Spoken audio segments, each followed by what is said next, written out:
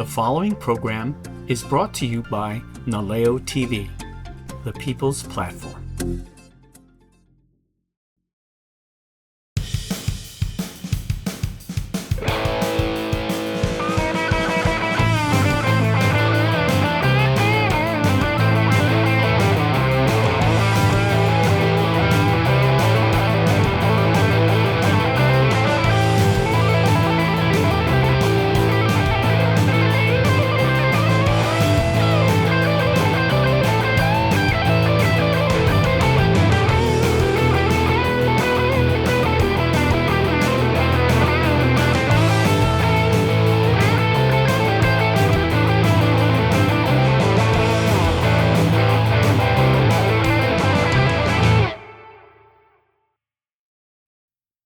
Aloha, and welcome to another episode of Classic Car Chronicles, Story Behind the Rides.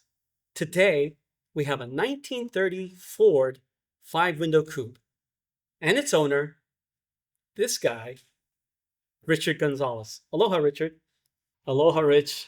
Hey, thanks for the invite. I've just been waiting to be on the show, and I guess now is the opportunity. So, a 1930 Ford 5-window coupe. Why is that so iconic? Well, Rich, what makes them iconic is that after World War II, guys were coming back from the war, and the 1930 cars were all available. There was a surplus of them, and they were very cheap and easy to modify. So these guys were coming back from World War II, and they were buying them up and figuring out ways to get them running cheaply and actually modify them to make them, I guess, cool, right? Make them into hot rods. That's basically the start of the hot rod era. Okay, so where did you get this car, and what kind of modifications did you do to it? Well, I've gone, my evolution of old cars started with a 1965 Ford Mustang. And then from there, I worked my way up. I actually had a 65 Mustang. I had a 68 convertible Mustang. And I guess at one point I felt like, Mustangs, dime a dozen. Everybody has them. They sold millions of them. And I just wanted something a little bit more special. And actually, I sold my Mustang and I bought a Cobra replica, a 1965 Cobra replica. And that didn't really go really good with my wife because, one, it was a convertible, had no top, and it was very loud. So there wasn't any conversations while we were driving. It was very hot on hot days, especially here in Kona. And so I sold that and I bought a 1964 Ford Falcon. Now, see, I'm working my way up, but in my garage, I had a poster of a 1930 Ford 5-window coupe hot rod. And after a while, the Falcon wasn't getting the respect that it needed. It was a nice car. It had air conditioning. My wife loved it. It was comfortable, but it didn't have credit. Nobody, a Ford Falcon, they all looked at me like, oh, okay.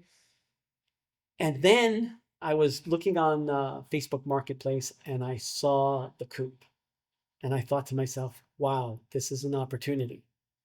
So when I started looking on it, I was looking at the pictures of the car and I kind of liked it. And I noticed the owner of the car was the guy who did a lot of admin stuff online with the 808 street rods, Patrick. And we all know Patrick because he posts so much and he's always, got these iconic cars. And I thought, okay. So I started talking to him and realized, okay, so Patrick is legit. The car is legit. And I started talking to him. We talked about the car, shared pictures. And I said, okay. And I actually didn't even go to Oahu. That's where it was, on Oahu. I didn't even go there to look at it. I just decided, okay, Patrick was reputable enough for me. So I said, okay, let's go. So he actually had come up to the Big Island. And so we made the deal. And then he helped me get the car over here.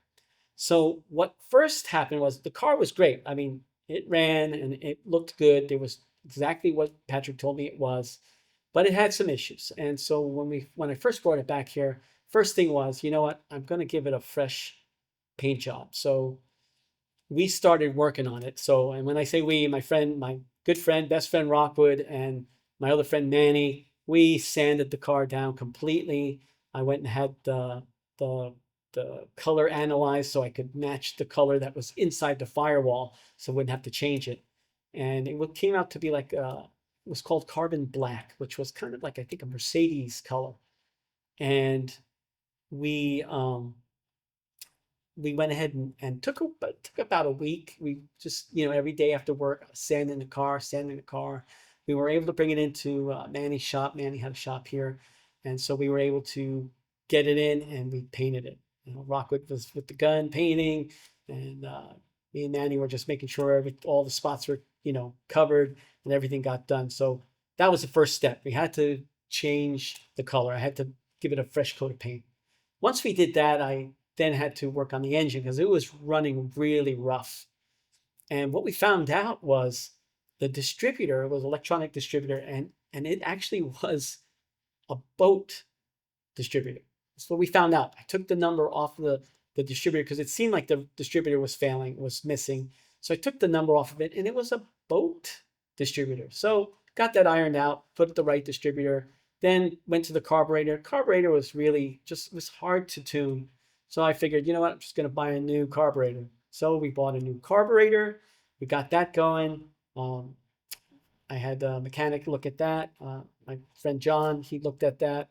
We got that going. And then the only thing left was to put on the classic hot rod rims and tires, which the tires were, of course, were going to be um, white walls, and the rims are basic black with the moon hubcaps.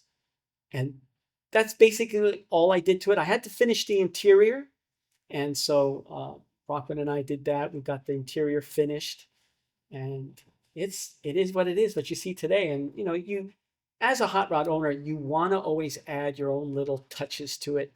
So I did that, and I'm very happy with the car.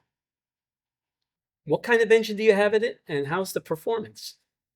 So it did come, it had already in it a 327, a Chevy engine. Yes, a Chevy engine. But you know what they say, all the car guys say, Ford tough with Chevy stuff. So great engine. 327 was one of the iconic engines for the Corvettes, and it's reliable, and I love it. I mean, I have had no problems, no issues. So it's got a 327. I'm really happy with it. Okay, so tell me this. How does it drive? Does it drive like a normal car, or is there something to it? It's a 1930 Ford Coupe.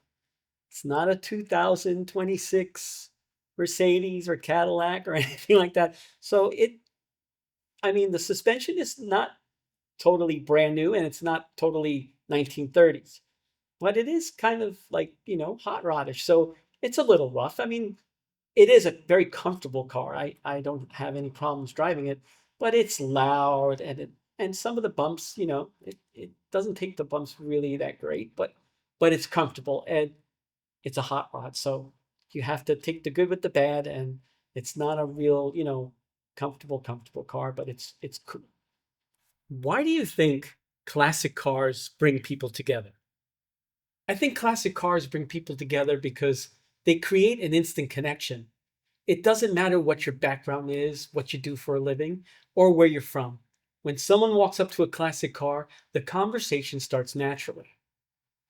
At the end of the day, these cars are more than just steel, chrome, and horsepower. They are rolling memories that connect generations, preserve history, and bring people together in a way that's becoming increasingly rare today. Okay, so like all the other guys that we've had on the show, car clubs, very important, right? And I know you belong to one too. Tell us about the car clubs. One of the best parts of owning this coupe has been the friendships that it's created. Being a member of the two clubs, Paradise Cruisers and the Kona Hot Rods and Classic Cars, has introduced me to an incredible group of people who share a passion for old cars and preserving history. Whether we're out on a cruise, helping someone with a project, or just talking cars over breakfast, it's a community that's always willing to lend a hand and share their knowledge. To me, that's what hot rods are all about. Um, sure, it's about beautiful cars, but it's even more about the people behind them. This coupe isn't just a car, it's become part of a family of enthusiasts who appreciate the craftsmanship, the history, and the friendship that comes along with this hobby. I started Kona Hot Rods and Classic Cars with Steve Denish so that we could have a club that had, the old hot rods and classic cars. Driving to breakfast with a new Corvette or Camaro or Shelby doesn't have the same feel as an old Ford or giant winged Cadillac or a 1928 Ford with a blower. Um, so our club has to be cars that were made before 1975, but we do accept specialty cars like, say, a Prowler because they were designed to be a throwback to the old hot rods. Okay, I got some questions. You just give me a quick answer. I'm going to say something and you give me the choice, okay? So here we go. Manual or automatic? This is automatic. Chrome or blacked out? Chrome, definitely chrome. Road trip or car show? Actually, I like them both. I mean, it's nice to go out and cruise, but it's nice to be able to clean them up to the point where going to a car show, they still look great. Because, we don't abuse the cars. And as long as you take care of it, I think it's car show worthy, but not extreme car show. Burnout or cruise? Definitely cruise. Maybe if I was 18, 17, and no, cruise.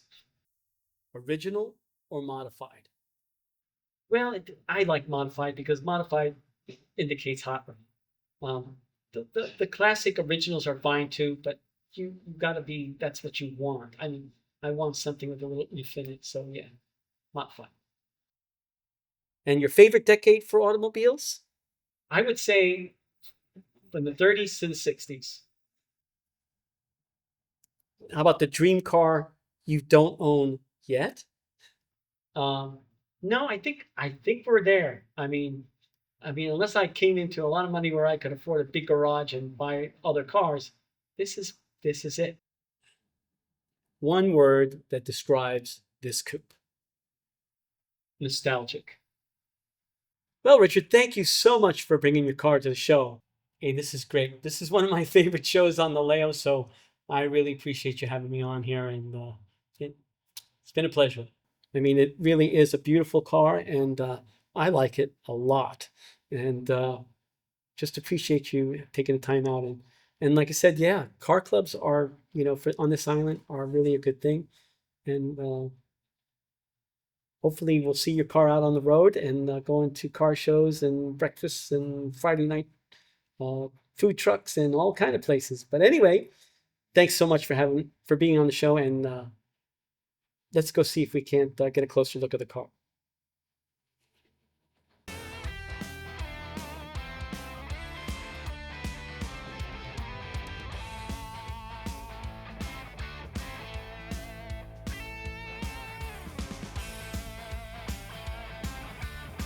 Mahalo for watching another Classic Car Chronicles story behind the rides. Today, I thought it was time to share the story of my own classic car, so we had a little fun with the split screen interviewing myself, but if you would like to be featured on our show, give Naleo TV a call. Thank you so much for watching. Until next time, aloha.